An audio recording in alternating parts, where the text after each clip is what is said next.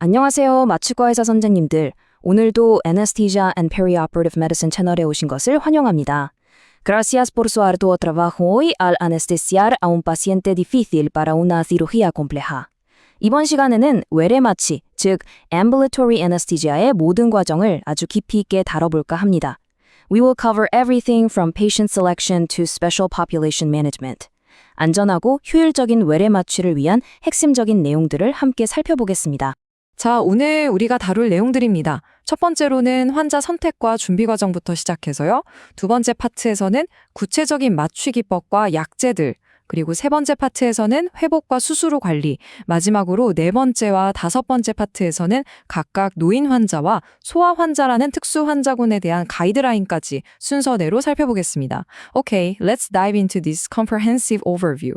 이 순서에 따라 외래 수술의 전체적인 흐름을 완벽하게 이해하실 수 있을 겁니다. 네, 그럼 첫 번째 파트, 환자 선택과 준비입니다. 외래 마취의 성패를 가르는 어찌 보면 가장 중요한 첫 단추라고 할 수 있죠. 안전하고 효율적인 외래 수술을 위해서는 정말 올바른 환자를 선택하고 철저하게 준비하는 것이 무엇보다 중요합니다.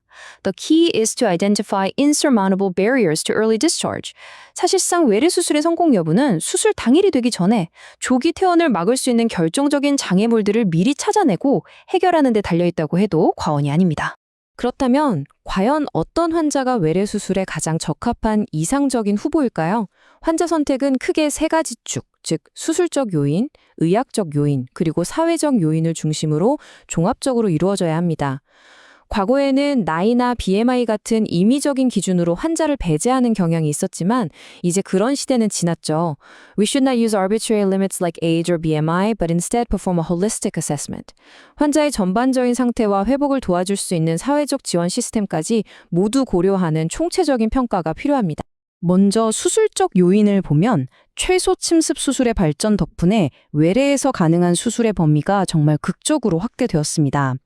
이제는 복강경 담낭 절제술이나 자궁 절제술은 물론이고 심지어는 일부 신경외과 수술, 예를 들면 특정 환자에서의 각성화 개두술까지도 당일 퇴원이 가능해졌습니다. The extent of surgical trauma is now a more significant determinant than the duration of surgery. 이건 아주 중요한 관점의 전환인데요. 예전에는 수술 시간이 길면 무조건 입원해야 한다고 생각했지만 이제는 수술 시간보다는 수술로 인한 조직 손상의 정도가 당일 퇴원 가능 여부를 결정하는 더 중요한 기준이 된 거죠. 다음은 의학적 요인입니다. 환자가 가진 기저질환은 당연히 외래 수술 가능 여부를 결정하는 아주 중요한 요소겠죠. 고혈압이나 당뇨병 같은 만성 질환은 수술 전에 반드시 안정적으로, 최적으로 조절되어야만 합니다. 여기서 특히 중요한 포인트가 있습니다. Importantly, conditions like obesity and OSA are challenges to be managed, not absolute contraindications to same-day discharge. 즉, 병적 비만이나 폐쇄성 수면 무호흡증 같은 상태를 당일 퇴원의 절대적인 금기 사항으로 보기보다는 우리가 잘 관리해야 할 과제로 인식하는 것이 필요합니다. 그래서 이 모든 걸 평가하는 수술 전 평가가 정말 중요합니다. 효과적인 수술 전 평가는 안전하고 효율적인 외래 수술의 핵심이라고 할 수 있습니다. 이 평가의 목적은 단순히 수술에서 환자를 제외시키는 것이 아닙니다. Its role is to evaluate and optimize patients, not simply to exclude them. 오히려 성공적인 외래 수술을 위해 환자를 평가하고 최적의 상태로 만드는 것이 주된 역할이죠. 이 표에서 보시는 것처럼 금기증을 찾아내고 최적화가 필요한 부분을 파악하고 마취팀에 잠재적 위험을 알리고 또 환자에게 필요한 정보를 제공하는 이 네 가지 핵심 기능을 수행하게 됩니다. 자, 이렇게 평가가 끝나면 환자 준비 단계로 넘어갑니다. 크게 네 단계로 나눌 수 있는데요. 정보 제공, 금식 지침 준수, 약물 관리, 그리고 전처치 투약입니다. 특히 환자에게 명확한 서면 정보를 제공하는 건 환자의 불안감을 줄이고 협조를 이끌어내는데 아주 중요하죠. 그리고 금식 지침의 경우 최신 가이드라인은 수술 2시간 전까지 맑은 음료 섭취를 권장하고 있습니다. Encouraging patients to drink clear fluids up to 2 hours preoperatively can reduce dehydration and improve well-being. 이게 환자의 탈수, 갈증, 배고픔을 줄여서 전반적인 컨디션을 향상시키는데 정말 큰 도움이 됩니다. 네, 이제 두 번째 파트로 넘어가 보겠습니다. 여기서는 외래 마취에 사용되는 다양한 마취 기법과 약제들에 대해 자세히 알아볼 텐데요. 우리의 목표는 단 하나입니다. 수술 중에는 최적의 조건을 제공하면서도 부작용은 최소화하고 신속한 회복을 가능하게 하는 것. Careful attention to detail is required to deliver high-quality, rapid recovery. 결국 아주 사소한 디테일까지 신경을 써야만 부작용은 최소화하면서 질 높은 빠른 회복을 이끌어낼 수 있습니다. 전신 마취를 할 때 정맥 마취, 즉 티바와 흡입 마취 중에서 어떤 것을 선택할지는 여러 요소를 고려해야 합니다. 프로포폴을 이용한 티바는 수술 후 오심 및 구토, 피온의 부위 발생률이 낮다는 아주 큰 장점이 있죠. 반면에 세보플루란이나 데스플루란 같은 흡입 마취제는 투여가 용이하고 조절이 간편하지만 피온 해부의 위험이 더 높습니다. While no single technique is clearly superior, the choice depends on patient factors, surgical needs, and provider experience.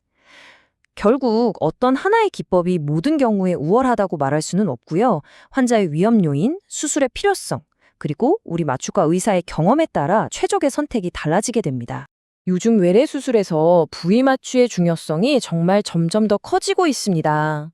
특히 초음파 유도와 신경차단술은 수술 후 통증을 아주 효과적으로 조절해서 마약성 진통제 사용을 획기적으로 줄일 수 있습니다. 그래서 수술 후 빠른 회복을 돕는 ERAS 프로토콜의 핵심 요소가 되고 있죠. Regional anesthesia is now central to modern outpatient surgical care. 이제 부위 마취는 현대 외래 수술에서 중심적인 역할을 한다고 봐도 무방합니다. 이 표는 상지와 하지 수술에 흔히 사용되는 신경차단술의 종류와 일반적인 국소 마취제 용량을 보여주고 있습니다.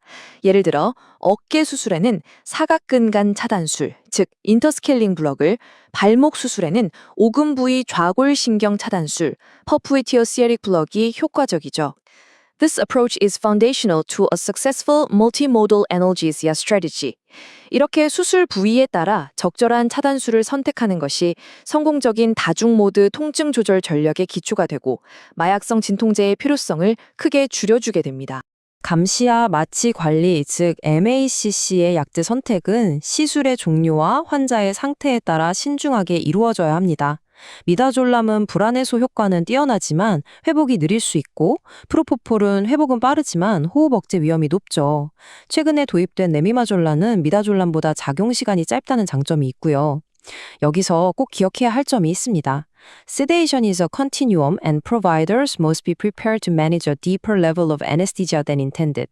진정은 하나의 연속적인 과정이기 때문에 우리가 의도했던 것보다 더 깊은 마취 수준으로 이어질 경우에 항상 대비하고 있어야만 합니다. 자, 이제 세 번째 파트입니다. 여기서는 환자가 마취에서 안전하게 회복하고 합병증 없이 집으로 돌아갈 수 있도록 관리하는 방법에 대해 논의하겠습니다. 이 단계는 환자의 만족도와 안전에 직접적인 영향을 미치기 때문에 정말 중요합니다. The goal is prompt recovery with minimal side effects. 외래 마취의 최종 목표는 부작용을 최소화하면서 신속하고 편안한 회복을 통해 환자가 일상으로 빠르게 복귀하도록 돕는 것입니다. 환자의 회복 상태를 객관적으로 평가하기 위해서 우리는 알드레트 점수와 같은 표준화된 도구를 사용합니다. 이 점수는 활동, 호흡, 순환, 의식, 산소 포화도의 5개 항목을 각각 0점에서 2점까지 평가해서 총점을 계산하게 되죠. A score of 9 or 10 is typically required before a patient can be moved from early to second stage recovery. 일반적으로 총점이 9점 이상이 되어야 1단계 회복실, 즉 PACU에서 2단계 회복실로 이동할 수 있는 기준으로 삼습니다. 수술 후 통증 관리는 이제 다중모드 접근법, 즉 멀티모덜 아넬지지아가 표준입니다. 이건 여러 기전을 가진 진통제를 병용해서 각각의 용량은 줄이고 부작용을 최소화하는 아주 효과적인 전략이죠. 비마약성 진통제와 부위 마취를 기본으로 하고 마약성 진통제는 돌발성 통증에 대한 구제 약물로만 사용하는 것이 바람직합니다. The reduced need for opioids directly decreases the incidence and intensity of adverse effects. 이렇게 마약성 진통제의 필요성을 줄이는 것이 PONV, 진정, 호흡 억제와 같은 부작용의 발생률과 강도를 직접적으로 감소시키는 가장 효과적인 방법입니다. 앞서 계속 언급된 PONB, 이건 외래 환자의 퇴원을 지연시키는 가장 흔한 원인 중 하나입니다. 그래서 미리 위험도를 평가하고 예방하는 것이 아주 중요하죠. 이 아펠 점수 같은 도구를 사용해서 위험도를 평가하고 그 위험도에 따라 예방적 항고토제를 투여해야 합니다. For patients at high risk, multimodal prophylactic regimens are required. 예를 들어 아펠 점수가 3, 4점으로 고위험군인 환자에게는 덱사메타손, OHT3 기량제, 그리고 티바 기법까지 병용하는 다중모드 예방요법이 필요합니다. 자, 이제 환자를 안전하게 집으로 보낼 시간입니다. 이를 위해서는 명확하고 객관적인 기준이 필요하죠. 활력 징후가 안정적이고 어지럼증 없이 걸을 수 있고 통증과 PONV가 경구 약물로 조절되며 책임감 있는 보호자가 동반하는 것은 필수적인 퇴원 조건입니다. 그리고 또 하나 중요한 것이 있습니다. Patients must also receive written instructions concerning aftercare and a contact number for emergencies. 환자들은 귀가 후 관리, 약물 복용 일정, 그리고 응급 상황을 위한 연락처가 포함된 명확한 서면 안내문을 반드시 받아야만 합니다. 네 번째 파트입니다.